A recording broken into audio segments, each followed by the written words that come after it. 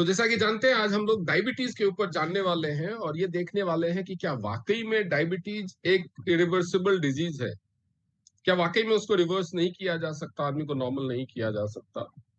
इस चीज को भी समझने की कोशिश करेंगे कि डायबिटीज होता क्या क्या है, क्यों है, क्या इसके लक्षण हैं, क्या इसकी वजह है और कैसे इसको रिवर्स किया जा सकता है। टीसीएम की मदद से, टीएंस की मदद से कैसे इसको रिवर्स किया जा सकता है।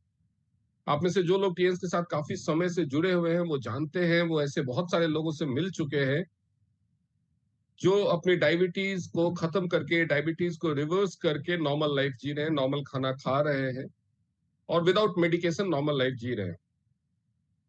तो अब हम समझना शुरू करेंगे सबसे पहले कि डायबिटीज होता क्या है। आप सब जानते हैं कि हम जीने के लिए खाना खाते हैं। खाना क्यों खाते हैं? तो हमारे शरीर में बहुत सारी प्रक्रियाएं जो हमेशा चलती रहती है, ग्रोथ से रिलेटेड, सेल्स के डिवीजन से रिलेटेड, इम्यूनिटी रिलेटेड, वो सारी प्रक्रियाओं के लिए हमें न्यूट्रिशन चाहिए। और हमारे शरीर में जो एक्टिविटीज होती है और शरीर के द्वारा जो हम एक्टिविटीज करते हैं उसके लिए हमें एनर्जी चाहिए। तो ये एनर्जी और न्यूट्रिशन हमें खाने से मिले। तो खाने पीने में हम बहुत सारी चीजें लेते हैं जिसमें हम ग्लूकोज भी लेते हैं। वो डाइजेशन के बाद वो ग्लूकोज हमारे ब्लड स्ट्रीम में रहता है मेनली, और वो हमारी एनर्जी का मेन सोर्स होता है, सबसे प्रमुख सोर्स होता है। इसके अलावा जो ग्लूकोज है वो हमारी बॉडी में, लिवर में और मसल्स में भी स्टोर होता है, जिसको ग्लाइकोजन, वो ग्लाइकोजन के फॉर्म में, ग्लूकोज के फॉर्म में नहीं, वो बहुत सारे ग्लूकोज एक साथ जुड़ करके ग्लाइकोजन के फॉर्म में वो डिपॉजिट होता है। उसका भी अपना अलग रोल है डायबिटीज के लिए। जो लिवर में जो स्टोर्ड ग्लूकोज होता है जिसको ग्लाइकोजन बोलते हैं, उसका भी एक अपना अलग रोल है। आप सबको पता होगा कि रफली खाना खाने से पहले खाली पेट सुबह के टाइम जब ब्लड टेस्ट, शुगर टेस्ट करते हैं और शुगर का लेवल अगर 80 के आसपास है तो उसको नॉर्मल लेवल माना जाता है, और नाश्ता करने के बाद 120 को नॉर्मल लेवल्स माना जाता है डब्ल्यूएचओ के स्टैंडर्ड के हिसाब से। जब शुगर लेवल इससे ऊपर जाने लगता है तो एक सिग्नल जाता है इन पेनक्रियाज को।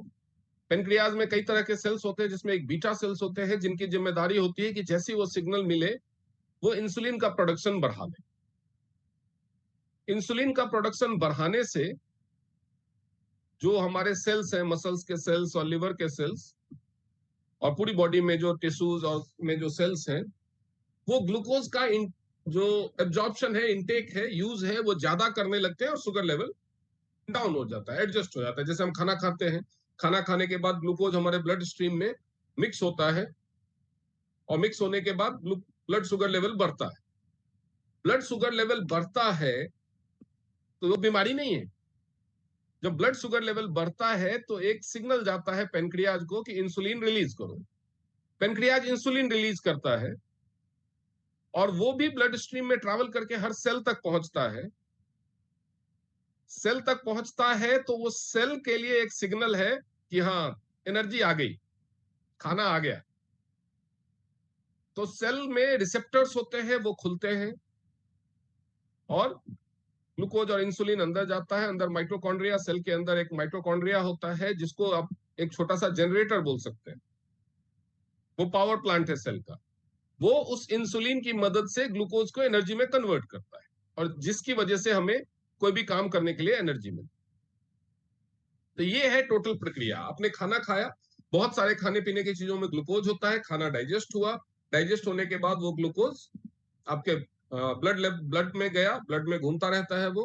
उससे पेनक्रियाज को सिग्नल मिला, पेनक्रियाज ने इंसुलिन बनाया, इंसुलिन जाकर के इंसुलिन रिसेप्टर्स के थ्रू सेल के अंदर गया। सेल के अंदर जो माइटोकॉन्ड्रिया होता है ना, उसने इंसुलिन की मदद से क्या किया, आपके ग्लूकोज को एनर्जी में कन्वर्ट किया और उससे आप अपने काम की चीजें करते हैं। इसके अलावा कुछ ग्लूकोज जो होता है वो लिवर में स्टोर होता है। वो स्टोर कब स्टोर, लिवर में और मसल्स में स्टोर होता है ग्लाइकोजन के फॉर्म। वो इसलिए कि कभी जब आप बहुत देर तक खाना नहीं खाते हैं और आपका शुगर लेवल फॉल होने लगता है तो ये लिवर आपके ब्लड स्ट्रीम में ग्लूकोज की कमी को पूरा कर देता है, जिससे आपकी एनर्जी लेवल डाउन नहीं होने पाती। What are you doing? Is that an injection? No, it's not an injection. It's a continuous glucose monitor. So don't you have to like prick yourself to check your sugar? So this is a modern technology. It's called as continuous glucose monitor. You don't have to prick yourself. It's a patch that just sits over your hand over here, and it will continuously track data from your body, and it will show that real-time data on your phone. So you don't need to have any stress. You don't need to prick yourself. All real-time data coming on your phone. And how often do you get this data? So this gives you data every 1 minute. So in a day, basically you get 1300, 1400 data points directly on your phone. तो जब आपने इतना समझा तो आप समझ सकते हैं कि डायबिटीज होने के क्या क्या वजह हो सकती है। अब डायबिटीज होने की क्या क्या वजह हो सकती है उसको मोटे तौर पे बात करेंगे। तो डायबिटीज को दो तरह के, दो टाइप्स में ब्रॉडली माना गया है, और एक तीसरा भी होता है। पहला टाइप है टाइप 1 डायबिटीज, दूसरा है डायबिटीज टाइप 2 या डायबिटीज मेलिटस, और एक होता है जेस्टेशनल डायबिटीज जो प्रेगनेंसी के दौरान, तो जो टाइप 1 डायबिटीज है उसको इन्फेंट्स में, बच्चों में होने वाला डायबिटीज भी कहा जाता है। वो ज्यादातर बचपन में ही उसके लक्षण सामने आ जाते हैं, और बहुत सारे केसेस में ये पैदाइशी भी होता है, बहुत ही कम केसेस में ये बाद में भी होता है। इसकी वजह क्या क्या हो सकती है? तो कुछ केसेस में तो वजह होती है कि जब प्रेगनेंसी के दौरान बच्चे का डेवलपमेंट होता है पेट के अंदर, तो पेनक्रियाज पूरी तरह से डेवलप नहीं हो पाता है या फंक्शनल नहीं होता है, तो उस वजह से इंसुलिन बनता नहीं है, या थोड़ा बहुत कुछ टाइम बनने के बाद बनना बंद हो जाता है, पेनक्रियाज अपना काम करना बंद कर देता है। और जो डायबिटीज होता है उसको टाइप 1 डायबिटीज कहते हैं, उसमें बॉडी में इंसुलिन बनता ही नहीं। जो टाइप 2 डायबिटीज है उसमें धीरे धीरे ग्रेजुअली इंसुलिन का प्रोडक्शन कम होता जाता है, लेकिन मेनली उसकी शुरुआत इंसुलिन इंटॉलरेंस से होती है। इंसुलिन इंटॉलरेंस क्या होता है और कैसे उसका प्रोग्रेशन होता है डायबिटीज में, उसको भी समझेंगे। और जो जेस्टेशनल डायबिटीज है वो होता है प्रेगनेंसी के दौरान। प्रेगनेंसी के दौरान बहुत सारे हार्मोनल चेंजेस होते हैं, खासतौर पे प्लेसेंटा वगैरह में, तो उस हार्मोनल चेंजेस की वजह से भी इंसुलिन इंटॉलरेंस हो जाता है, और कुछ लाइफस्टाइल फैक्टर्स भी अगर उसके साथ एडअप हो जाएं तो जेस्टेशनल डायबिटीज होने के चांसेस ज्यादा रहते हैं, और जेस्टेशनल डायबिटीज के ठीक होने के चांसेस भी बहुत ज्यादा रहते हैं। सबसे ज्यादा पेशेंट टाइप 2 डायबिटीज के। तो पहले टाइप 2 डायबिटीज को समझे कि इंसुलिन इंटॉलरेंस क्या होता है। कि जब आपके ब्लड स्ट्रीम में शुगर लेवल राइज करने लगता है नॉर्मल लेवल से, और आपके पेनक्रियाज को एक सिग्नल जाता है इंसुलिन रिलीज करने का, तो उसने इंसुलिन रिलीज कर दिया। लेकिन अगर आपके सेल्स, खासतौर पे आपके बॉडी के जो डिफरेंट डिफरेंट ऑर्गन है उसमें जो मसल्स है, टिश्यूज है, उसके सेल्स, लिवर के सेल्स, ये उस इंसुलिन की वजह से मिलने वाले ग्लूकोज को और इंसुलिन को ठीक से यूटिलाइज नहीं करते, तो उसकी वजह क्या हो सकती है? वजह क्या क्या हो सकती है? कि आपके सेल्स को एनर्जी की जरूरत ही नहीं, यानी आपका फिजिकल एक्टिविटी बहुत कम है, सीडेंट्री लाइफस्टाइल है। तो एक रीजन है कि सीडेंट्री लाइफस्टाइल से डायबिटीज ट्रिगर हो सकता है। उसके बाद अगर आप ओबीज हैं, ओबेसिटी है, तो ओबेसिटी दूसरा फैक्टर है जिसकी वजह से इंसुलिन इंटॉलरेंस क्रिएट होता है, क्योंकि आपके सेल्स के ऊपर फैट की लेयर जम जाती है। तो जब सेल्स के ऊपर फैट की लेयर जम जाती है तो रिसेप्टर खुलते तो है सेल के, जिसके थ्रू इंसुलिन अंदर जाएगा, लेकिन इंसुलिन जितनी मात्रा में सेल तक पहुंचना चाहिए उतनी मात्रा में नहीं पहुंच पाता है। तो इसकी वजह से जो ग्लूकोज है वो भी कम मात्रा में यूटिलाइज हो पाता है, और वो ब्लड स्ट्रीम में बचा रह जाता है। तो ऐसे केसेस में, इन दोनों ही केसेस में क्या होता है कि पेनक्रियाज को ज्यादा इंसुलिन बनाना पड़ता है। तो शुरुआती दौर में जब आपकी बॉडी में इंसुलिन इंटॉलरेंस शुरू होता है तो पेनक्रियाज की कैपेसिटी जितनी होती है वो ज्यादा इंसुलिन बनाता रहे, ज्यादा बनाता है, ज्यादा बनाता है, तो उसकी वजह से तो शुगर लेवल एडजस्टेड रहता है। लेकिन पेनक्रियाज की भी अपनी क्षमता होती है, उसमें बीटा सेल की संख्या होती है। तो जब उसकी क्षमता धीरे धीरे धीरे घटने लगती है तो शरीर की डिमांड के मुताबिक वो इंसुलिन नहीं बना पाता, जिसकी वजह से वो जो इंसुलिन इंटॉलरेंस है वो डायबिटीज के लेवल में पहुंच जाता है। You're spending 5 to 8 lakh rupees every month on salary. Digestive reasons पे आते हैं। अगर आपको डाइजेस्टिव इश्यूज है या आपका फैटी लिवर है, लिवर में फैट जमा हो गया है, तो ग्लाइकोजेन ठीक से स्टोर नहीं होता, यानी आपके ब्लड में जो शुगर का एक्स्ट्रा लेवल, ग्लूकोज का जो एक्स्ट्रा लेवल होता है, उसको लिवर पूरी तरह से स्टोर नहीं करता। तो स्टोर नहीं करने की वजह से जितना ब्लड में से ग्लूकोज लिवर को ले लेना चाहिए वो नहीं लेता है, वो एक्स्ट्रा रहता है, जिसकी वजह से आपका ब्लड शुगर लेवल हाई हो जाता है। डाइजेस्टिव मेटाबॉलिज्म बिगड़ने की वजह से जब आप बहुत देर तक खाना नहीं खाते हैं तो लिवर में जो स्टोर्ड शुगर है, ग्लाइकोजन है, उसको ब्लड स्ट्रीम में रिलीज होना चाहिए, वो प्रक्रिया भी ठीक से नहीं होती। लेकिन कई बार क्या होता है कि ये उल्टा काम करता है, स्टोर करने की बजाय वो हमेशा रिलीज, स्टोर होता ही नहीं। अगर स्टोर शुगर रिलीज होने लगे तो वो ब्लड शुगर लेवल्स को और भी बढ़ा देगा। इसके बाद छोटे मोटे और भी कारक हैं जो डायबिटीज होने के कारण हैं, जैसे स्ट्रेस और हार्मोनल चेंजेस।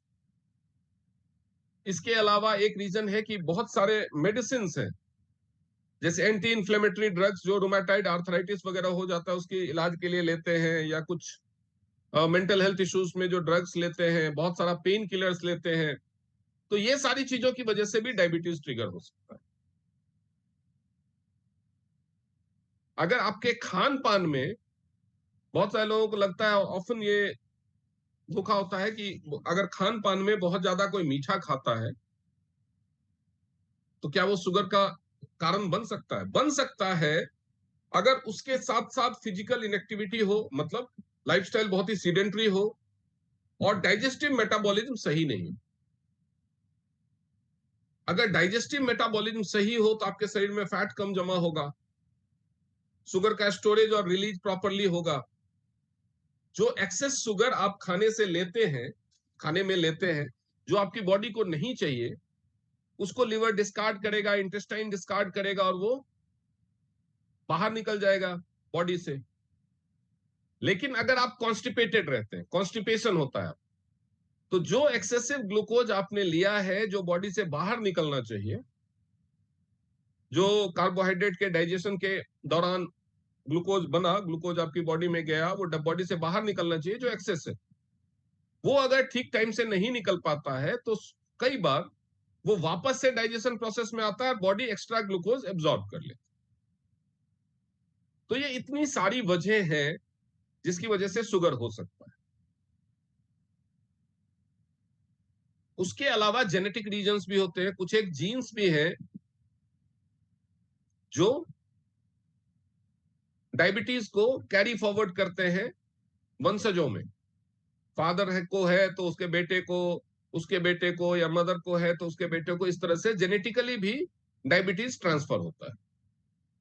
उसके अलावा ऑटो इम्यून रीजन्स होते हैं, जब आपके अपने इम्यूनिटी सेल ही आपके पेनक्रियाज को डैमेज करने लगते हैं तो भी डायबिटीज होता है, जो टाइप 1 डायबिटीज माना जाता है, क्योंकि उसमें पेनक्रियाज फिर फंक्शनल नहीं रह जाता और इंसुलिन बनता ही नहीं। तो कुल मिलाकर के इतने सारे रीजन हैं, अगर हम मोटे तौर पे समझें तो डायबिटीज के। बहुत ज्यादा साइंटिफिक और मेडिकल टर्म्स में मैं कोशिश करूंगा कि ना जाऊं, ताकि आप लोग इसको आसानी से समझ सकें। तो अगर हम इन रीजन्स को सम अप करें तो बेसिकली हमें क्या क्या करना चाहिए ताकि डायबिटीज ना हो। लेकिन इन सब के अलावा, ये तो हो गया जो एक वेस्टर्न मेडिसिन या जो का कोई भी मेडिकल साइंस है वो जिस तरह से डायबिटीज को देखता है। लेकिन इसके अलावा जो ट्रेडिशनल चाइनीज मेडिसिन या ऑल्टरनेटिव मेडिसिन में जो एक डिफरेंट अप्रोच है एनर्जी के बैलेंस का, यिन और यान के फ्लो का, मेरिडियन फ्लो का, उसमें भी एक डायबिटीज का रीजन। ब्लड शुगर आपको कब होगा, शुगर लेवल कब बढ़ेगा, जब आपके ब्लड स्ट्रीम में ग्लूकोज का लेवल नॉर्मल से ज्यादा है और उसका सिग्नल जाता है पेनक्रियाज को इंसुलिन बनाने के लिए, और पेनक्रियाज इंसुलिन सफिशिएंट नहीं बना पाता, या इंसुलिन आपकी बॉडी इस्तेमाल नहीं कर पाती। लेकिन क्या होगा अगर वो सिग्नल ही ठीक से पेनक्रियाज को ना मिले? जो सिग्नल ब्रेन ट्रांसमिट कर रहा है पेनक्रियाज को इंसुलिन रिलीज करने के लिए, अगर वो सिग्नल ना मिले, मैंने आप लोगों को एक चार्ट कई बार दिखाता हूं, जो फिर से दिखाने की कोशिश करता हूं मैं। Make it a habit. A 10-minute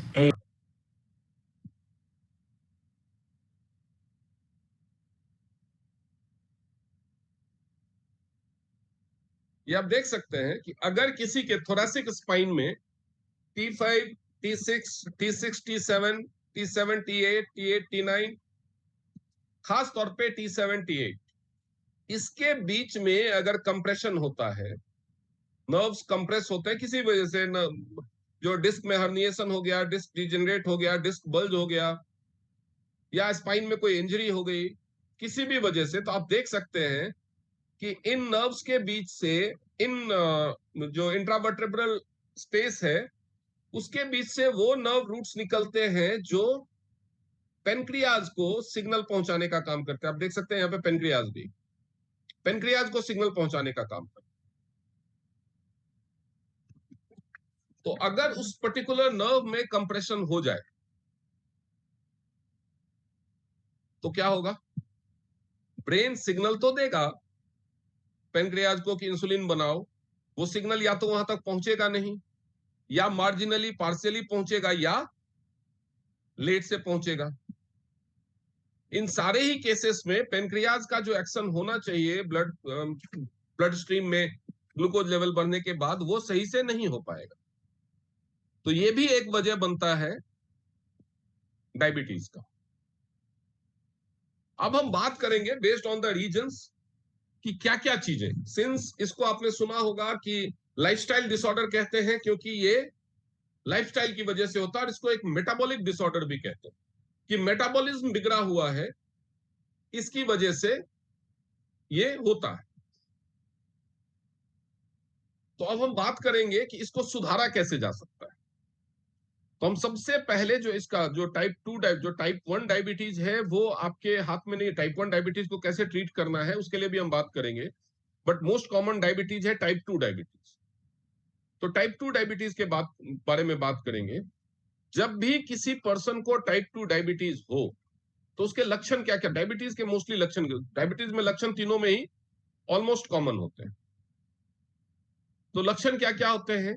थकान महसूस होती है, वीकनेस महसूस होती है, एनर्जी लेवल्स, क्योंकि ग्लूकोज यूटिलाइज नहीं हो पा रहा है एनर्जी बनाने के लिए, तो एनर्जी लेवल्स लो महसूस होते हैं, बार बार प्यास लगती है, और बार बार यूरिनेशन का मन करता है, और विजन ब्लड होने लगता है, धुंधला दिखने लगता है, ब्लड विजन हो जाता है। तो ये सारी चीजें जब शुरुआत हो, तो अब दिन में कई बार ऐसा होता है, फिर हम नॉर्मल फील करने लगते हैं, पूरे दिन ऐसा नहीं रहता। ये इंडिकेट करता है कि आपको इंसुलिन इंटॉलरेंस शुरू हो चुकी है। तो सचेत होना चाहिए, और फिर शुगर लेवल्स पे नजर रखना शुरू कर देना चाहिए, और लाइफस्टाइल में इंप्रूवमेंट करना चाहिए। लाइफस्टाइल में इंप्रूवमेंट में क्या क्या इंक्लूड हो सकता है? हेल्दी डाइट लेना, खाने में कार्बोहाइड्रेट को कम रखना, और फाइबर को बढ़ाना। फाइबर को अगर आप बढ़ाएंगे तो आपका डाइजेशन प्रोसेस थोड़ा सा डिले होगा और मेटाबॉलिज्म इंप्रूव होगा। वेस्ट मटेरियल का एक्सक्रीशन भी प्रॉपरली होगा, तो शुगर लेवल्स को मैनेज करने में वो हेल्प करेगा। बहुत ज्यादा शुगर रिच जिस मीठा खाना जिसमें ग्लूकोज होता है, शुगर होता है, उसको अवॉइड करना, बंद नहीं करना, अवॉइड करना। तो ये सारी चीजें हम कर सकते हैं। इसके अलावा फिजिकल एक्टिविटी को बढ़ाना, कैलोरी बर्निंग, वर्कआउट करना या वॉक करना, जॉगिंग करना, कोई भी फिजिकल एक्टिविटी को बढ़ाना ताकि आपकी बॉडी पे एनर्जी के कंजम्पशन का लोड बढ़े, और एनर्जी का कंजम्पशन का लोड बढ़े तो वो ज्यादा ग्लूकोज को एनर्जी में कन्वर्ट करे और ब्लड सर्कुलेशन इंप्रूव हो, तो उसकी वजह से हर सेल तक ग्लूकोज पहुंचे। कई बार मान लीजिए कि आपके शरीर में 100 बिलियन सेल्स हैं, 100 बिलियन सेल्स, ऐसे इतना नहीं है लेकिन मैं इजी कैलकुलेशन की वजह से, और 100 बिलियन सेल्स के लिए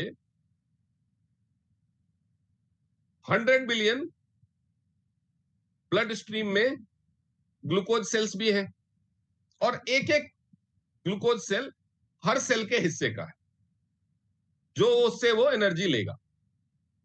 लेकिन 100 बिलियन सेल तक वो 100 बिलियन ग्लूकोज के सेल कैसे पहुंचेंगे,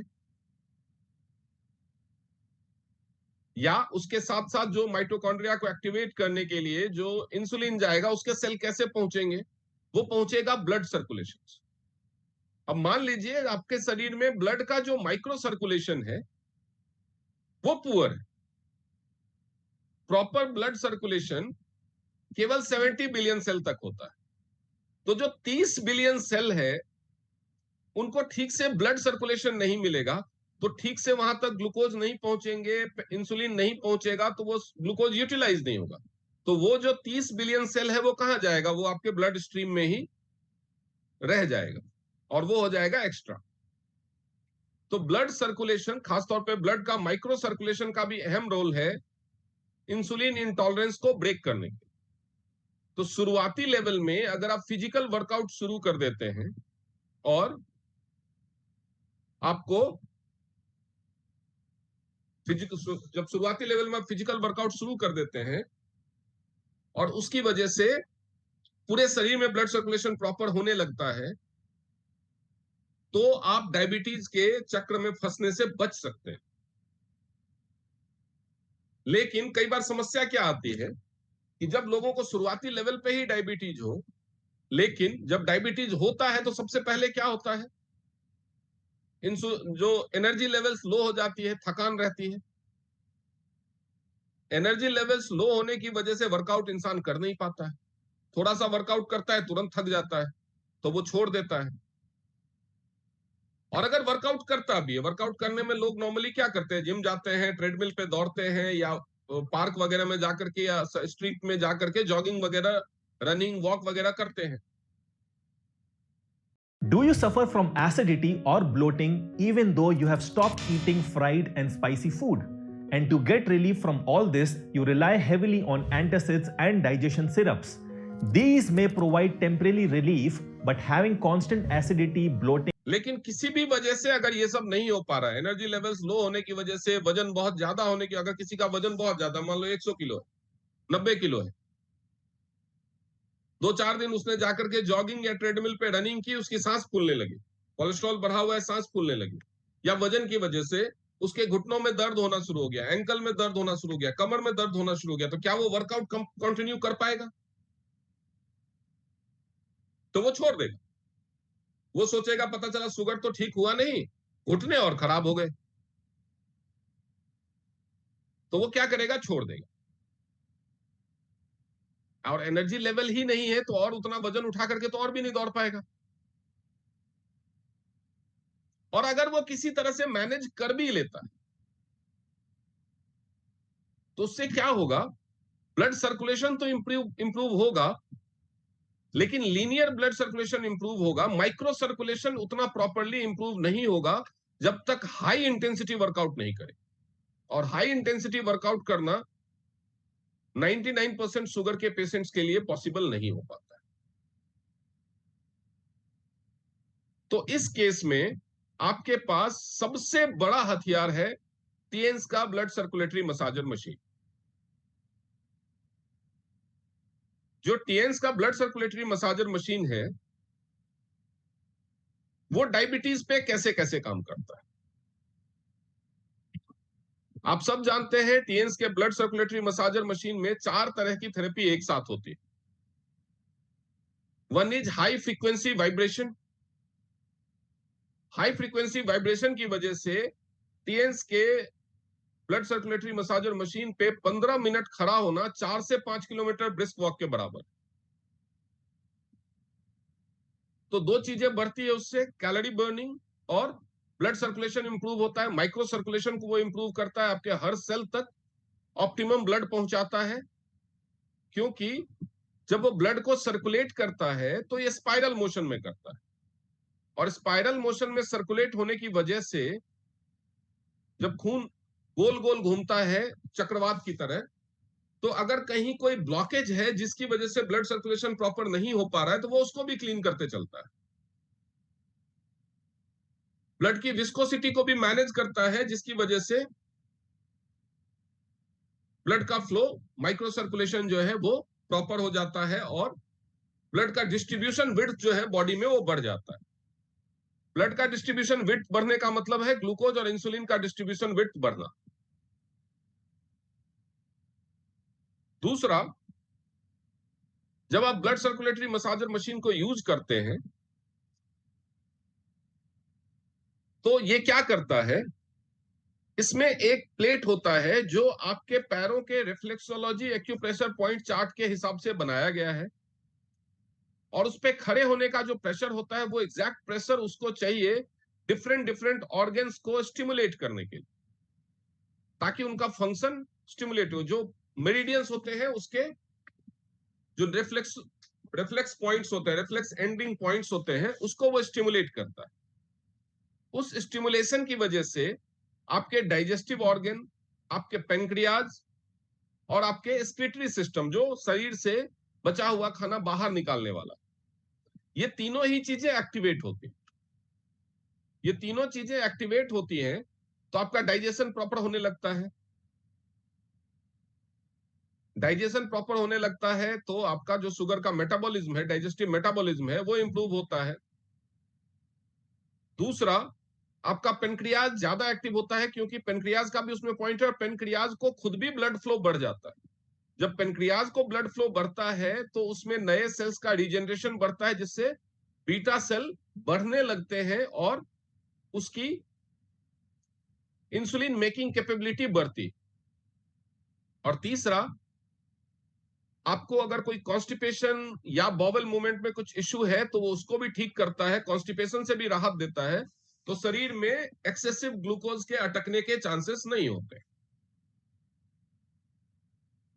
इसके अलावा जो इसका हाई फ्रीक्वेंसी वाइब्रेशन फीचर है, वो आपके शरीर से धीरे धीरे फैट को, वजन घटाने का भी काम करता है बीसीएम मशीन। तो धीरे धीरे शरीर से, वैसे वजन तो अगर 4-5 किलोमीटर कोई जॉगिंग भी करे तो भी कम होगा, लेकिन हम उस केस में बात कर रहे हैं कि जो वो नहीं कर पा रहे किसी वजह से, और या रेगुलर नहीं कर पा रहे, या इफेक्टिवली नहीं कर पा रहे, या कर तो पा रहे हैं, 5 किलोमीटर दौड़ के आ रहे हैं, उसके बाद इतनी भूख लग रही है कि खुद खूब दबा के खा ले रहे हैं, मतलब जितना दिया उतना पाया, बात खत्म, हिसाब बराबर। तो जब आप बीसीएम करना शुरू करते हैं तो आपको आपके शरीर से जो एक्सेस फैट है वो धीरे धीरे निकलना शुरू होता है, तो उसकी वजह से सेल्स के ऊपर जो फैट का अकुमुलेशन होता है वो हटता है, तो रिसेप्टर्स प्रॉपरली खुलते हैं और इंसुलिन प्रॉपरली सेल के अंदर एंटर कर पाता है। इसके अलावा लिवर में से भी, आप जानते हैं कि फैटी लिवर के पेशेंट्स को भी हम बीसीएम की थेरेपी देते हैं ताकि उनका फैटी लिवर ठीक हो। इवन फैटी लिवर ग्रेड 2 भी ये 3 से 4 महीने में ठीक करने की कैपेबिलिटी रखता है, और ऐसे कई सारे रिजल्ट हुए हैं, मैं ऐसे ही नहीं कह रहा हूं, आप में से बहुत सारे लोगों को पता होगा। तो जब लिवर में से भी वो फैट हटाना शुरू कर देता है और लिवर की फंक्शनिंग इंप्रूव होती है, रिफ्लेक्सोलॉजी एक्यूप्रेशर थेरेपी और फैट के रिमूवल की वजह से जब लिवर की फंक्शनिंग इंप्रूव होती है, लिवर डिटॉक्सिफाई भी होता है, तो उसकी वजह से जो लिवर शुगर को स्टोर करता है, एक्सेसिव ब्लड ग्लूकोज जो होता है उसको स्टोर करता है ग्लाइकोजन के फॉर्म में, वो प्रक्रिया भी इंप्रूव हो जाती है। यानी शुरुआती लेवल में बिना किसी एक्स्ट्रा मेडिसिन के, केवल लाइफस्टाइल इंप्रूव करके और बीसीएम का इस्तेमाल करके भी शुगर को मैनेज किया जा सकता है विदाउट मेडिकेशन, शुरुआती लेवल। अब आता है कि जब शुरुआती लेवल नहीं है, बहुत टाइम हो चुका है, शुगर ज्यादा बढ़ा हुआ है और इंसुलिन का प्रोडक्शन बहुत कम हो गया, तो क्या करेंगे? When you have the perfect response in your head, but your fingers just can't keep up. We've all been there. Typing, deleting, retyping. Now I use Whisperflow. I just think out loud and it creates perfect formatted text on any app or website. Whisperflow understood. उस case में जब हम lifestyle improvement की बात करते हैं तो lifestyle में डाइटरी हैबिट ही नहीं है केवल, या केवल फिजिकल एक्टिविटी नहीं है, आपके जो खाने पीने सोने जगने का डिसिप्लिन है वो भी है। आप सबको पता है, जो जिन लोगों ने एमडीएम कोर्स किया उनको पता होगा कि हमारे शरीर में कौन सी प्रक्रिया कब होगी और कौन सा ऑर्गन कब रिपेयर होगा, वो भी एक टाइम टेबल बना हुआ है। प्रकृति ने, कुदरत ने टाइम टेबल बना हुआ है। कुल मिलाकर के अगर मैं बोलूं तो एक्चुअली आपको डायबिटीज को ठीक करने के लिए केवल नेचर के करीब जाना है। तो नेचर ने एक टाइम टेबल बनाया हुआ है कि आपका लिवर कब रिपेयर होगा, पेनक्रियाज कब रिपेयर होगा, आपके इंटेस्टाइन कब रिपेयर होंगे, आपका स्टमक कब रिपेयर होगा, आपका ब्लड कब बनेगा, आप में एनर्जी लेवल कब हाई होगा। तो ये सारी चीजें फिक्स्ड है टाइम।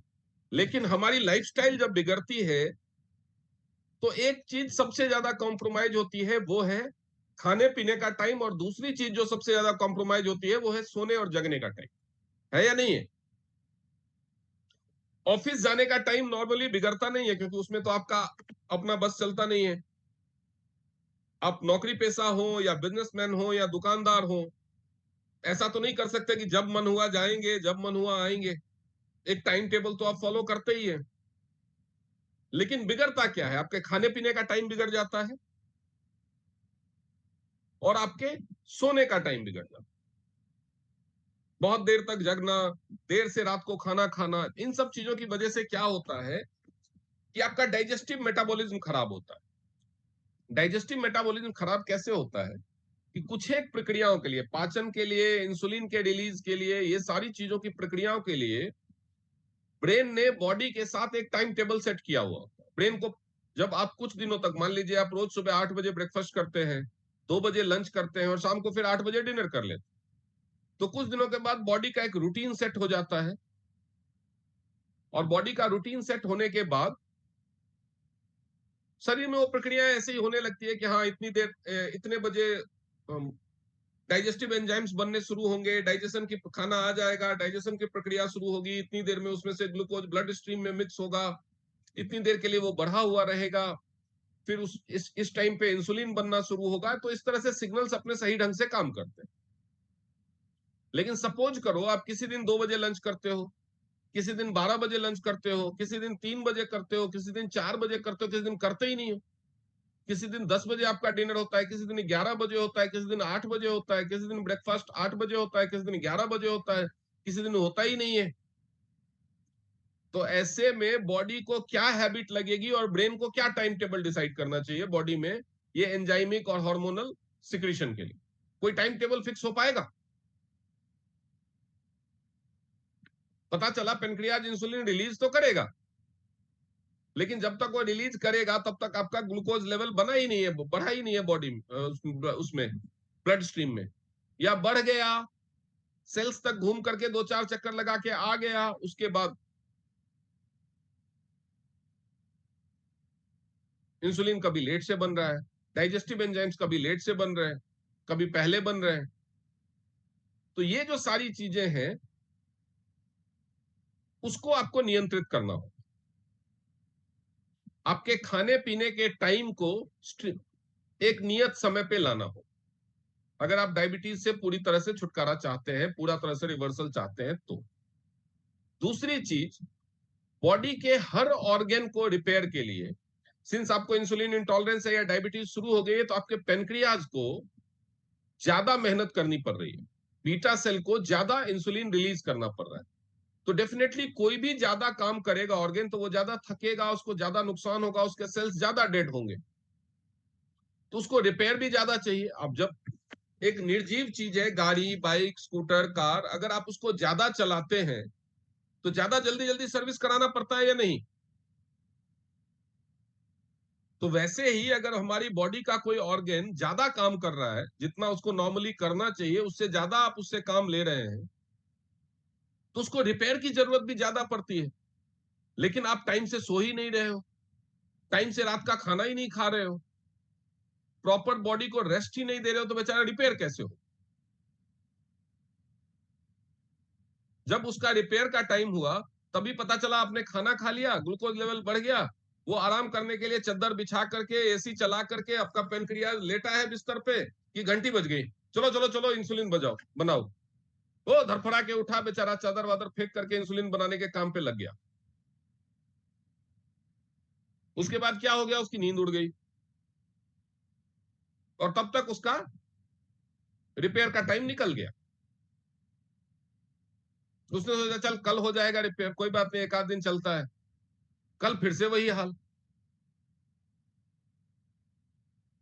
उसने अपना थोड़ा बहुत टाइम शिफ्ट किया रिपेयर का, मेटाबॉलिक एडजस्टमेंट पॉलिसी के तहत आपने भी अपना खाने का टाइम एडजस्ट कर दिया। वो कभी जल्दी करता है तो आप जल्दी कर लेते हो, कभी देर से करता है आप भी और उससे देर से कर लेते हो, आप उसको बेचारे को आराम ही नहीं करने दे रहे हो।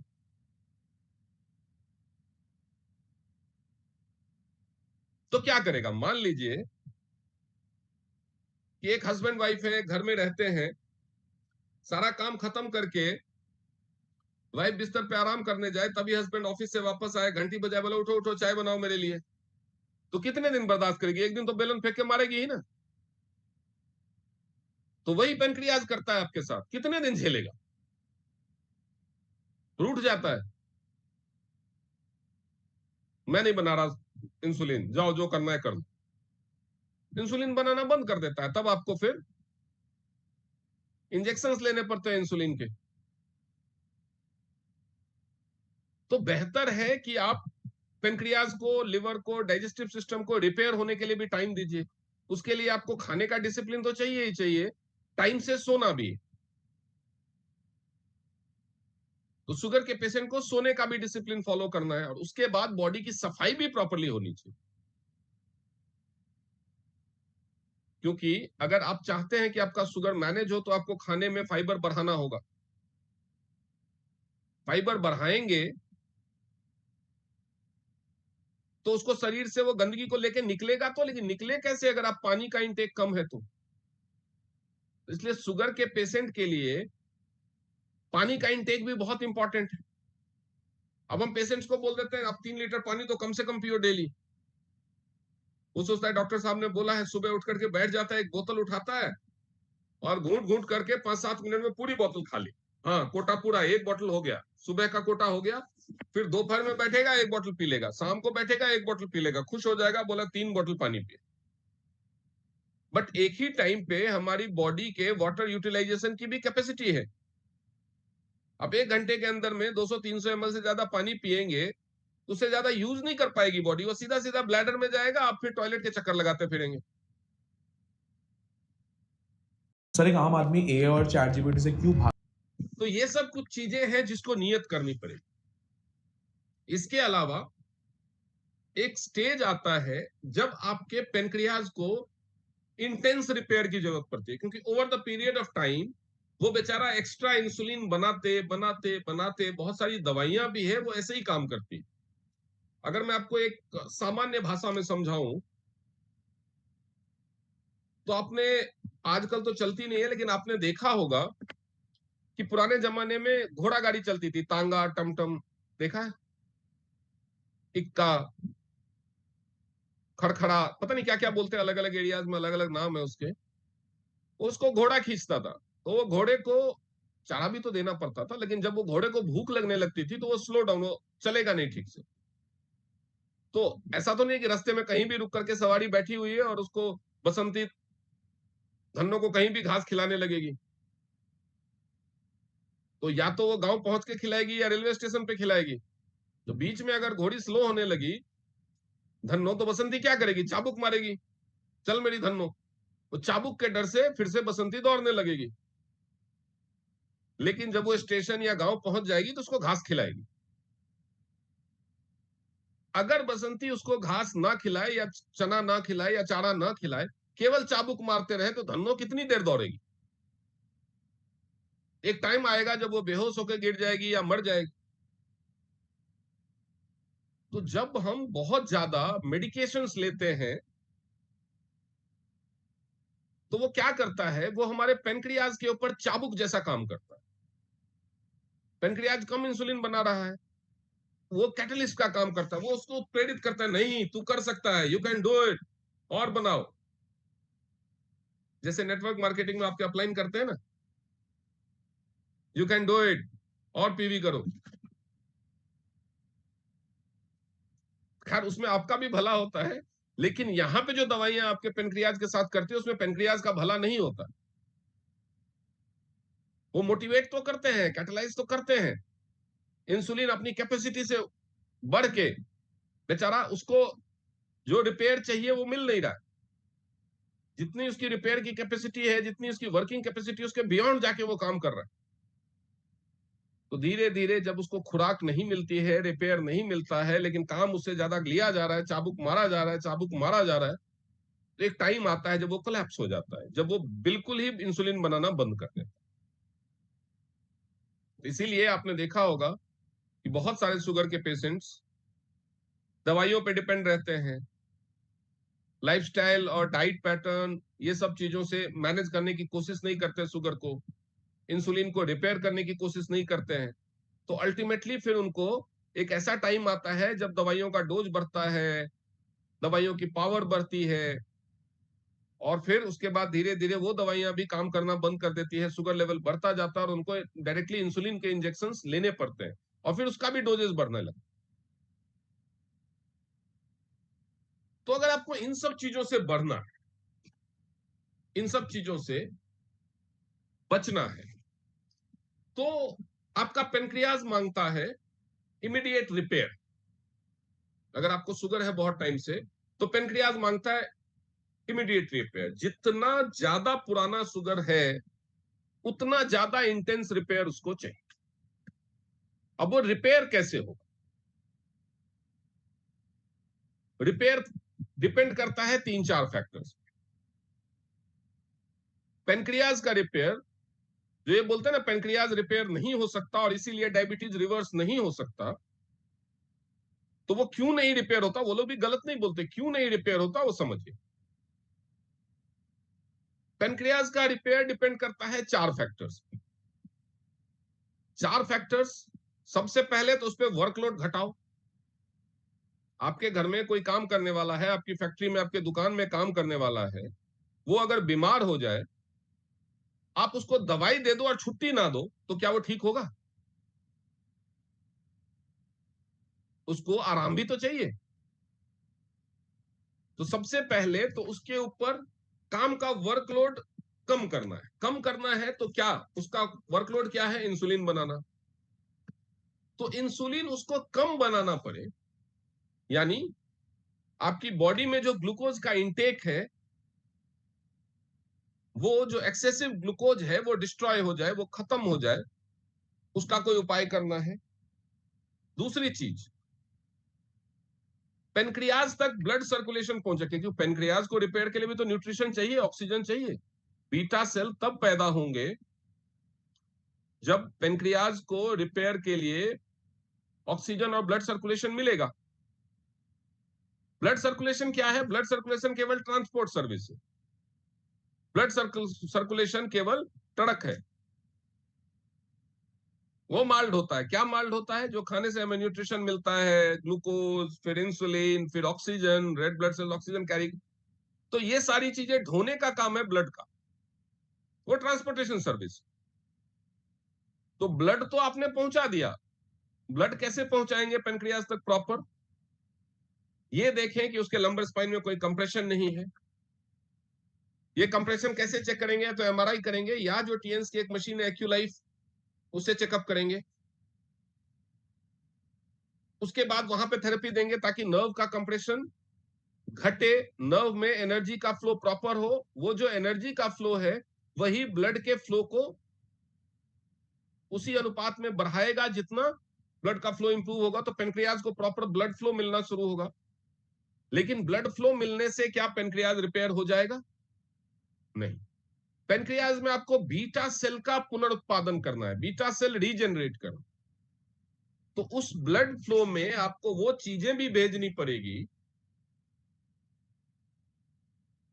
जिसमें बीटा सेल को पुनरुत्पादित करने की, पुनर्जीवित करने की, नया बीटा सेल तेजी से बनाने की क्षमता हो।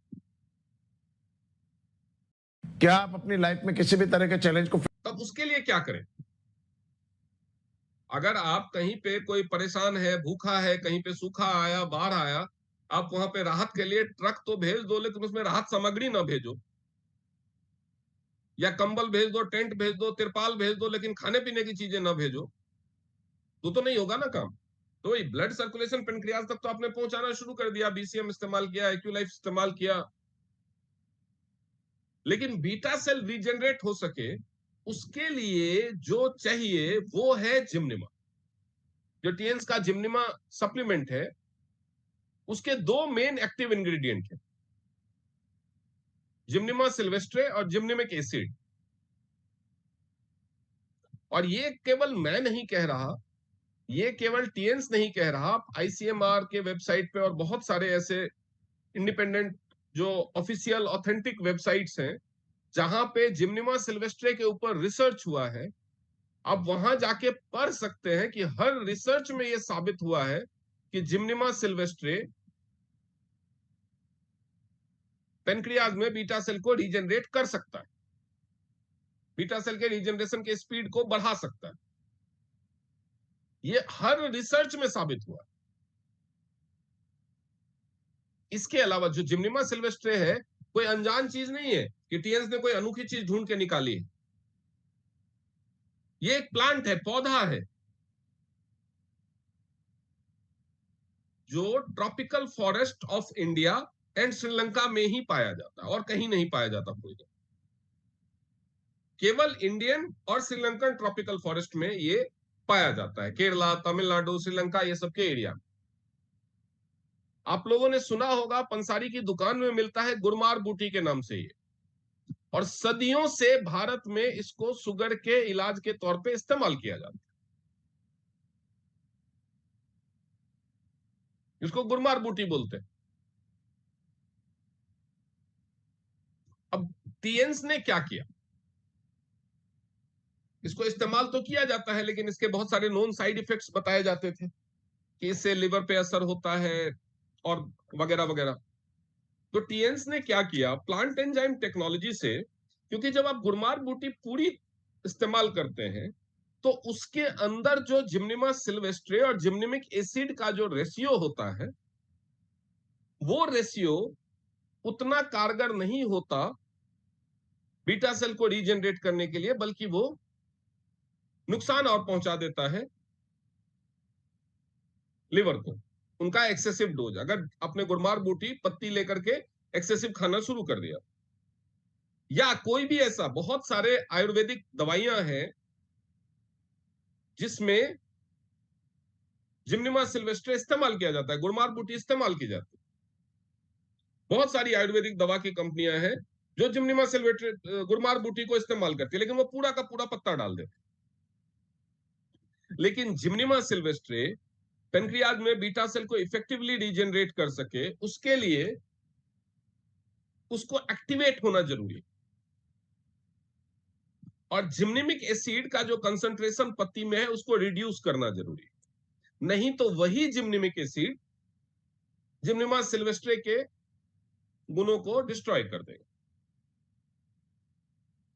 तो जब आप पूरी पत्ती डाल देते हैं तो ना तो आपने उसको एक्टिवेट किया, ना आपने उसके रेशियो को एडजस्ट किया। लेकिन जब आप प्लांट एंजाइम टेक्नोलॉजी यूज करते हैं, जैसे कि टीएंस करता है, तो सबसे पहले उस पत्ती में से जिम्निमा सिल्वेस्ट्रे और जिम्निमिक एसिड अलग किया जाता है, एक्सट्रैक्ट किया जाता है, उसके रेशियो को एडजस्ट किया जाता है, और जिस रेशियो में चाहिए एक्टिवेटेड जिम्निमा सिल्वेस्ट्रे और जिम्निमिक एसिड का रेशियो घटाने के बाद फिर उसको टैबलेट के फॉर्म में आपको दिया जाता है, जिसके अंदर और भी कुछ इंग्रेडिएंट डाले जाते हैं। तो कौन बहादुर है जो मुझे जिम्निमा के इंग्रेडिएंट्स बताएगा, active ingredients? I am sure किसी को याद नहीं होगा। है कोई जवान, बूढ़ा, बच्चा? पढ़ाए जाओ, शिकारी आएगा, जाल बिछाएगा, दाना डालेगा, बताइए। सर इसमें क्रोमियम पिकोलिनेट है सर, एक्टिव इंग्रेडिएंट। बिल्कुल बिल्कुल, क्रोमियम पिकोलिनेट। वो क्रोमियम पिकोलिनेट वो चीज है जो जिम्निमा सिल्वेस्ट्रे को एक्टिवेट करती है। और जिम्निमा सिल्वेस्ट्रे का क्या काम है? अगर वो एक्टिवेट नहीं होगा तो Please stop you. Cell regenerate नहीं कर पाएगा। अब क्रोमियम पिकोलिनेट भी कितनी रेशियो में होना चाहिए वो भी फिक्स्ड है। उसके अलावा जो जिम्निमिक एसिड है उसका काम है सुगर को डिस्ट्रॉय कर, that is called sugar destroyer, sugar विध्वंसक। इसीलिए जब जिम्निमा का हम लोग डेमो करते हैं, आप में से भी बहुत सारे लोगों ने किया होगा कि किसी को पहले चीनी खिला देते हैं, उसको चीनी नॉर्मल मीठी लगती है, फिर उसको जिम्निमा टैबलेट का एक छोटा सा टुकड़ा खिलाते हैं मुंह में, वो उसको मुंह में घुल जाता है जिम्निमा, उसके बाद दोबारा उसको चीनी खिलाते हैं तो उसको बहुत ही फीकी लगती है चीनी। जबकि उसको हम शुगर फ्री नेचुरा वाले टैबलेट्स खिला दो या गुड़ खिला, ये दूसरी चीजें जिसमें ग्लूकोज नहीं होता, लाइक नमक खिला दो या तीखी चीज कोई खिला दो, तो उसको प्रॉपर टेस्ट आता है। कोई भी जैसे स्टीविया लीव्स वाला मिठास खिला दो तो वो प्रॉपर उसको मिठास आएगी। लेकिन जिसमें ग्लूकोज वाली मिठास है वो नहीं आती। वो इसीलिए क्योंकि जो उस टैबलेट में जिम्निमिक एसिड है वो शुगर के संरचना को, जो मॉलिक्यूलर फॉर्मूला है, उसको तोड़ देता है। इसीलिए उसको जिम्निमा को शुगर डिस्ट्रॉयर या शुगर विध्वंसक या गुड़ मार, गुड़ मतलब शुगर मिठास, उसको मारने वाला कहते हैं। तो इसकी दोनों कैपेबिलिटी को टीएंस ने बहुत ही अच्छे ढंग से यूटिलाइज किया है, तो आप जिम्निमा इस्तेमाल कर सकते हैं। लेकिन क्या इतने से काम चल जाएगा? जैसा कि मैंने बोला, लाइफस्टाइल मॉडिफिकेशन, खाने में डाइट में फाइबर को बढ़ाना, नहीं तो आप हाई फाइबर इस्तेमाल कर सकते हैं।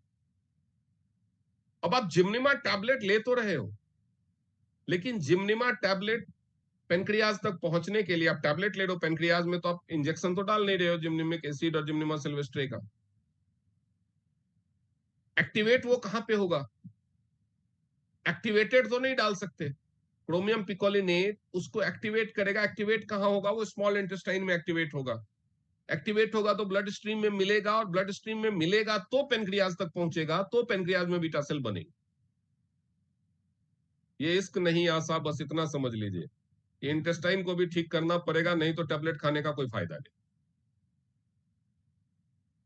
तो before you start taking जिम्निमा and you get it's optimum result, आपको पूरा फायदा मिले, इसके लिए जरूरी है कि आपके इंटेस्टाइन में जो बहादुर योद्धा है गुड बैक्टीरिया, वो एकदम हेल्दी कंडीशन में हो।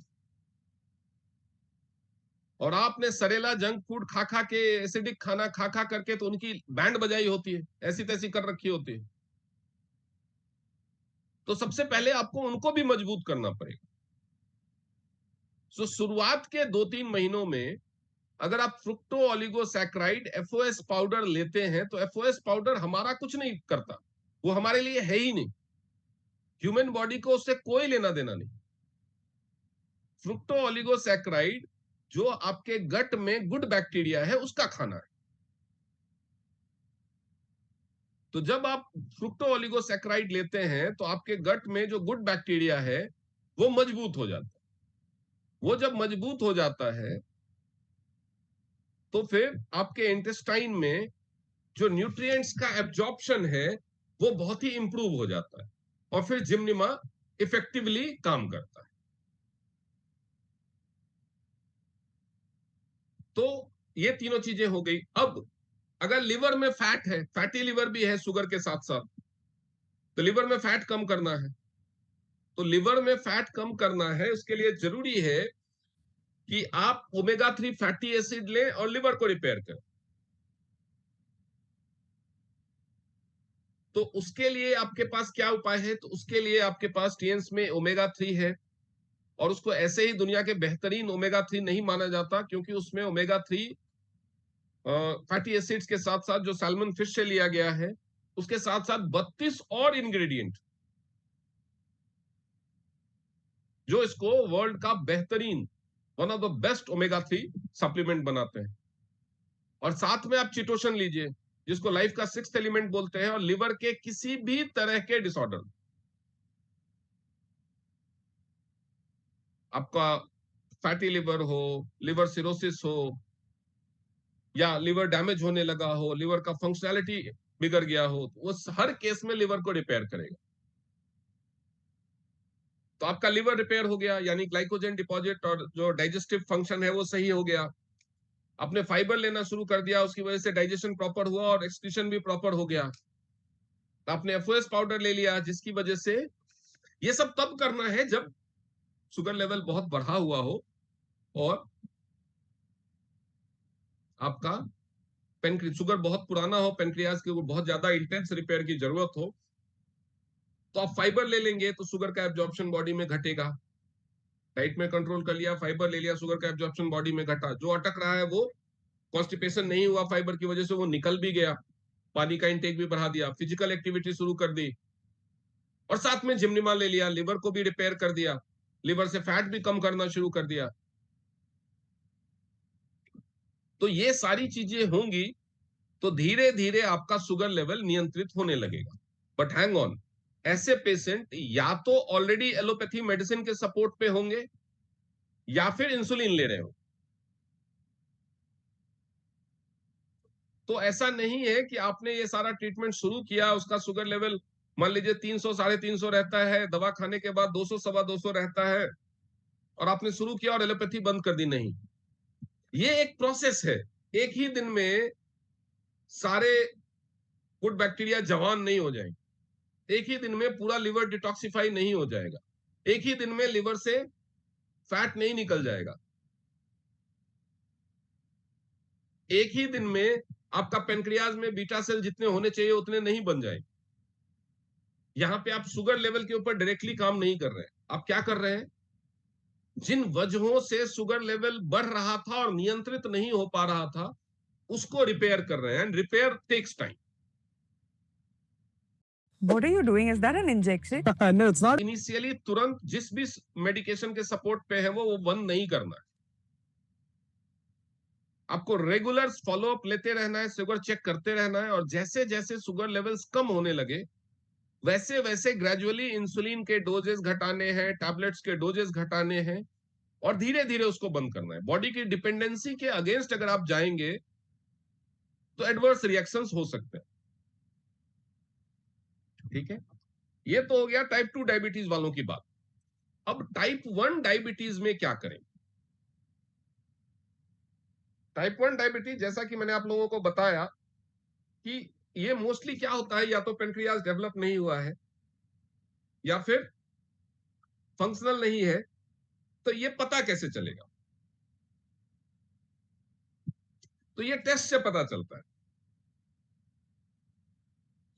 जो अपर एब्डोमेन का अल्ट्रासाउंड होता है, उस अल्ट्रासाउंड में आपको पेनक्रियाज दिखता है, पेनक्रियाज की हेल्थ दिखती है, उसके असेसमेंट में जो रेडियोलॉजिस्ट है वो रिपोर्टिंग करता है, उसमें दिखती है। इसके अलावा आप अगर और बेहतर उसकी रीडिंग चाहते हैं तो आप एक पेशेंट को एनहांस्ड कंट्रास्ट वाला सीईसीटी करवाने के लिए बोल सकते हैं एब्डोमेन का, जिससे पेनक्रियाज की हेल्थ पता चलेगी। अब जब आपको पेनक्रियाज की हेल्थ पता चल गई तो क्या करना है आपको? पेनक्रियाज की हेल्थ पता चल गई तो आपको यह अंदाजा हो जाता है कि पेनक्रियाज डेवलप नहीं है, या पेनक्रियाज में कोई कुछ भी अबनॉर्मल नहीं है, लेकिन फिर भी इंसुलिन नहीं बन रहा है, इसका मतलब फंक्शनल नहीं। आपको दो चीजों का अंदाजा हो जाएगा। अब उस अंदाजे के बेस पे आपको डिसीजन लेना है। अब मान लीजिए आपके पास कोई पेशेंट आता है जिसकी उम्र मान लीजिए 8 साल है और उसको इंसुलिन लग रहा है। क्यों? क्योंकि उसको टाइप 1 डायबिटीज है, इंसुलिन नहीं बनता है बॉडी में। तो आप उसकी रिपोर्ट्स देखिए और देखिए कि अगर पेनक्रियाज डेवलप्ड ही नहीं है तो आप उनको बोलिए कि हम कोशिश कर सकते हैं, देयर आर चांसेस कि हम उसको डेवलप कर पाए। कम उम्र में अंडर डेवलप्ड ऑर्गन, अगर बिल्कुल पेनक्रियाज प्रेजेंट ही नहीं है तो नया ऑर्गन तो आप, हम या आप या टीसीएम या टीएस भगवान नहीं, खुदा नहीं। जो बनाना ऊपर वाले का काम है, जो बनता मां के पेट में है उसको आप बाहर नहीं बना सकते। लेकिन ठीक से डेवलप नहीं हुआ है, अंडर डेवलप्ड है। तो छोटे बच्चे का बॉडी अभी डेवलपिंग फेज में है, 17, 18, 19 साल की उम्र तक।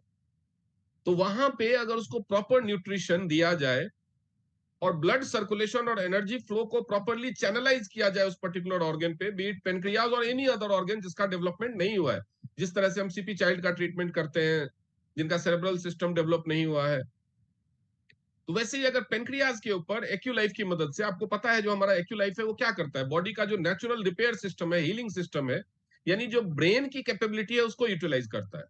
वो फॉल्स सिग्नल्स क्रिएट करके ब्रेन को बताता है कि इस ऑर्गन को रिपेयर करो, वो उस इंटेंसिटी को बढ़ा देता है, तो ब्रेन अपने रिपेयर करने की इंटेंसिटी को बढ़ा देता है और वो ऑर्गन रिपेयर हो जाता है। किसी भी ऑर्गन को फर्दर डेवलप करने के लिए ये कोशिश की जा सकती है कि उसमें ब्लड सर्कुलेशन बढ़ाया जाए। ब्लड सर्कुलेशन बढ़ेगा तो उस पर्टिकुलर ऑर्गन को ज्यादा न्यूट्रिशन और ऑक्सीजन जाएगा तो वो डेवलप होना शुरू हो सकता है। But there is no guarantee. Alternative medicine is all about providing an alternate जहां पे रेगुलर मेडिकल स्ट्रीम में आपके लिए रास्ता बंद हो गया। एलोपैथी ने बोल दिया कि भैया अब कुछ नहीं हो सकता, इंसुलिन लेना पड़ेगा, यानी रास्ता बंद। तो वहां पे आप एक ऑल्टरनेट प्रोवाइड करने की कोशिश कर सकते। That is all is alternative medicine. अगर पेनक्रियाज पूरी तरह से डेवलप्ड है, नो एबनॉर्मलिटी सीन, लेकिन इंसुलिन नहीं बन रहा है, तो there might be a reason कि पेनक्रियाज में एनर्जी का फ्लो ऑब्स्ट्रक्ट हो रहा हो। उस केस में उसके स्पाइन को, सेरेब्रल सिस्टम को, ब्रेन आर्टरीज को और पेनक्रियाज के पॉइंट्स को एक्यूलाइफ से प्रॉपर्ली चेक करें और थेरेपी देना शुरू करें। एंडोक्राइन सिस्टम, क्योंकि इंसुलिन भी एक हार्मोन है और पेनक्रियाज भी एंडोक्राइन सिस्टम का ही पार्ट है या नहीं है? सविता जी डाउट में लग रहा है। तो जब आप इन सब चीजों को चेक करते हैं तो आप पाएंगे कि वहां पे आपको सेंसेशन महसूस होता है, यानी कुछ तो गड़बड़ है दया। तो ऐसे हाथ भी जो घुमा सकते हैं आप, कोई इशू नहीं है, तो सीआईडी वाले की तरह। तो आप इन सब चीजों को चेक करेंगे, उसका डाइजेशन चेक करेंगे और देंगे क्या। एक्यूलाइफ की थेरेपी तो मस्ट है। एंडोक्राइन सिस्टम पे, डाइजेस्टिव सिस्टम्स के ऑर्गन चेक कीजिए, थोरेसिक स्पाइन चेक कीजिए, देन ब्रेन आर्टरी चेक कीजिए और ये उसके शरीर में ब्लड का लेवल्स चेक कीजिए और पेनक्रियाज को चेक कीजिए। अब पेनक्रियाज को बैलेंस करने के लिए गॉल ब्लैडर का बड़ा रोल होता है। ये दोनों का जो एंजाइम्स का सिक्रीशन है ना, ये दोनों आप यूं समझ सकते हैं कि देवरानी जेठानी टाइप है। एक घर में मतलब किचन में दोनों साथ घुसेगी, साथ निकलेगी, अकेली कोई काम करने नहीं जाएगी कि मतलब मेरे ऊपर ही ना सारा वर्कलोड आ जाए। अकेली किसी को देख लिया काम करते तो दूसरी वाली और ठंड मार के सो जाएगी कि मेरे तो माथा दर्द हो रहा है। ऐसा सभी घरों में नहीं होता, लेकिन इनका कुछ ऐसा ही रिलेशन, तो उसको भी चेक करेंगे। और जहां जहां भी आपको सेंसेशन आता है, you will start therapy with special focus to thoracic spine, brain arteries, endocrine system and this.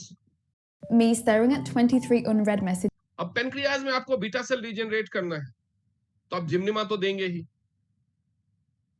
लेकिन जिम्निमा के साथ साथ आप क्या देंगे? और न्यूट्रिशन चाहिए, डेवलपमेंट। आपको यहां पे केवल बीटा सेल रीजनरेट नहीं करना है, आपको पूरा का पूरा पेनक्रियाज को डेवलप करना है, रीएक्टिवेट करना है। तो यू नीड प्रॉपर न्यूट्रिशन। तो न्यूट्रिशन किस चीज से आएगा? तो दुनिया का बेस्ट न्यूट्रिशन जो माना जाता है वो है स्पाइरुलिना। उसको फ्यूचर फूड कहा गया है। Second best source of complete nutrition to human body. आप स्पाइरुलिना देंगे। और टीएंस के स्पाइरुलिना की क्वालिटी कैसी है ये किसी को बताने की जरूरत नहीं है। TNS has been proud supplier to NASA. NASA जो अपने एस्ट्रोनॉट्स के लिए स्पाइरुलिना इस्तेमाल करता है वो उसने टीएन से सप्लाई ली है। तो क्वालिटी को स्पाइरुलिना बहुत सारी कंपनीज बनाती है, आप किसी भी ब्रांड का यूज करें, बट जितनी अच्छी क्वालिटी उतना अच्छा रिजल्ट। अब बहुत सारे एंजाइम्स बॉडी में प्रॉपरली बने उसके लिए एक माइक्रो न्यूट्रिएंट बहुत इंपॉर्टेंट हो जाता है बॉडी के लिए। वो क्या है? जिंक। तो आप साथ में जिंक भी देंगे उसको। अब अगर उसका प्रॉपर नहीं है डाइजेस्टिव सिस्टम तो हो सकता है उसके शरीर में आयरन डेफिशिएंसी हो, हीमोग्लोबिन लेवल्स लो हो, तो इन दैट केस आपको Fe+ भी देना चाहिए। प्रॉपर न्यूट्रिशन के लिए उम्र के हिसाब से आप किड्स प्रोटीन भी दे सकते हैं। तो that will be the regime of repairing, और इसमें it takes around 6 to 9 months to activate pancreas, और इतने ही टाइम में लगभग इंसुलिन के डोजेस ग्रेजुअली कम होते होते होते बंद हो जाते। टाइप 1 डायबिटीज के 50% केसेस को आप सक्सेसफुली रिवर्स कर पाएंगे। बाकी बचे हुए 50% में से 30-40% में आप इंसुलिन बंद करवा पाएंगे। ठीक नहीं कर पाएंगे, रिवर्स नहीं कर पाएंगे, लेकिन इतनी सफलता जरूर मिलेगी कि इंसुलिन पे डिपेंडेंसी या तो घट जाएगी या बंद हो जाएगी। तो वो भी एक बहुत बड़ी विजय है, क्योंकि इंसुलिन का रेगुलर डोज लंबे समय तक लेना शरीर के लिए बहुत हानिकारक होता है कई मायनों में। अब वापस से हम टाइप 2 डायबिटीज पे आते हैं कि टाइप 2 डायबिटीज के केसेस में अगर हम इसको सम अप करें तो टाइप 2 डायबिटीज के केसेस में अगर बंदा ओबीज है, मतलब वजन बहुत ज्यादा है और शुगर नया नया शुरू हुआ है, अभी लेवल्स ज्यादा नहीं, तो केवल लाइफस्टाइल मॉडिफिकेशन, बीसीएम और जिम्निमा, शुरुआती 1-2 महीने में एफओएस देना है तो देना है, अदरवाइज और कुछ नहीं चाहिए। केवल वेट लॉस का तरीका, उसको वेट लॉस करने के लिए बोलिए, चाहे वो टीएन्स के सप्लीमेंट्स की मदद से करे, बीसीएम की मदद से करे या अपना कोई तरीका अपनाए, वेट लॉस करे, लाइफस्टाइल मॉडिफिकेशन करे और केवल जिम्निमा ले तो उसी से रिवर्स होगा। लेकिन अगर उसके साथ कॉन्स्टिपेशन है तो वो भी ट्रीट करना होगा। बहुत पुराना केस है, बहुत ज्यादा बढ़ा हुआ है, तो इंसुलिन को पेनक्रियाज को इंटेंस रिपेयर चाहिए। तो इंटेंस रिपेयर के लिए सारे प्रिंसिपल्स फॉलो करने पड़ेंगे, उसको रेस्ट देना पड़ेगा, उसके ऊपर वर्डन घटाना पड़ेगा। और अगर बहुत जल्दी आप रिपेयर चाहते हैं, आप चाहते हैं कि फास्ट रिजल्ट्स आए, तो आपको जिंक भी ऐड करना चाहिए। फैटी लिवर है तो या डाइजेस्टिव इश्यूज है तो चिटोशन और ओमेगा भी ऐड करना चाहिए। तो ये जो एडिशन होगा ट्रीटमेंट में, वो जो साथ में कोमोबिडिटीज होंगी उस पे ध्यान रखते हुए, जब शुगर बहुत पुराना हो जाता है तो अपने साथ वो बाराती भी लाता है, वो अकेला नहीं दूल्हा लाता। बहुत ही सबसे पहला बाराती उसका होता है, जो सहबाला होता है, वो है हाइपरटेंशन। ज्यादातर शुगर के पेशेंट्स को हाइपरटेंशन होता है। क्यों होता है? तो एक तो ग्लाइसेटेड हीमोग्लोबिन HbA1c बढ़ा रहने की वजह से जो ब्लड है वो थिक होने लगता है, धीरे धीरे हैवी होने लगता है, उसकी विस्कोसिटी बदलने लगती है, तो उसकी मूवमेंट प्रॉपर नहीं होती है। जो गाढ़ा खून है उसको धक्का मारना हार्ट के लिए आसान नहीं होता, वो ज्यादा प्रेशर बिल्ड करना पड़ता है, उसको प्रेशर लगता है, एक चीज। दूसरी, over a period of time जो डायबिटिक पेशेंट है उनकी जो आर्टरीज है उसकी फ्लेक्सिबिलिटी, इलास्टिसिटी कम होने लगती है, आर्टरीज स्टिफ होने लगते हैं, हार्ड होने लगते हैं, तो जिसकी वजह से कभी अगर प्रेशर बढ़ता है तो वो फैल करके उसको एडजस्ट नहीं कर पाते,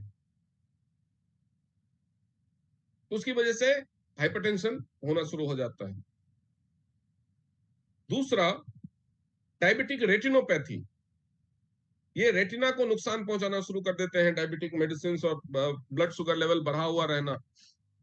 क्योंकि जो रेटिना में जो ब्लड सर्कुलेशन जाने वाले ब्लड वेसल्स हैं वो बहुत ही फ्रेजाइल और बहुत ही पतले हैं, और ग्लाइसेटेड हीमोग्लोबिन उसको चोक करना शुरू कर देता है, तो जिसकी वजह से रेटिना को प्रॉपर ब्लड सर्कुलेशन मिलता नहीं और रेटिना के सेल्स डैमेज होने लगे। उसके बाद डायबिटिक नेफ्रोपैथी है। जब आपके खून में बहुत ज्यादा ग्लूकोज है या आपका लिवर अगर एक्सेस ग्लूकोज नहीं ग्लाइकोजन के फॉर्म पे स्टोर कर पा रहा है, तो आपके पेशाब में शुगर आना शुरू हो जाता है। क्यों? क्योंकि ब्लड में जो एक्स्ट्रा शुगर है उतनी छानने की कैपेसिटी नहीं है किडनी की, उसकी जितनी कैपेसिटी है उतना ही छानेगा। So, Vishal, can you really activate your natural healing system and manage lifestyle diseases? जैसे किडनी के ऊपर वर्कलोड बढ़ता है, परेशानी बढ़ती है, और किडनी भी हाय तौबा मचाते मचाते मचाते मचाते मोस्टली डायबिटिक केसेस को डायलिसिस पे जाना पड़ता है। That is diabetic nephropathy. उसके अलावा डायबिटिक न्यूरोपैथी है, घाव भरने में दिक्कत होने लगती है। कहीं कोई अगर घाव हो गया, जो खासतौर पे पैरों में, डायबिटिक फुट बोलते हैं उसको, कई बार इम्पुटेशन करना पड़ता है, पैरों को काटना भी पड़ता है। तो डायबिटिक पेशेंट अगर शुगर लेवल बहुत हाई है तो उसको खासतौर पे निचले पैरों वगैरह में चोट लगने से भी बचना होता है। तो इन सब चीजों, अगर बहुत पुराना हो गया है तो हो सकता है अभी लक्षण उभर के सामने ना आए हो सकता है अभी पेशाब में शुगर ना आ रहा हो सकता है अभी चश्मा ना लगा हो सकता है बीपी अभी बहुत ज्यादा अनकंट्रोल नहीं हुआ हो।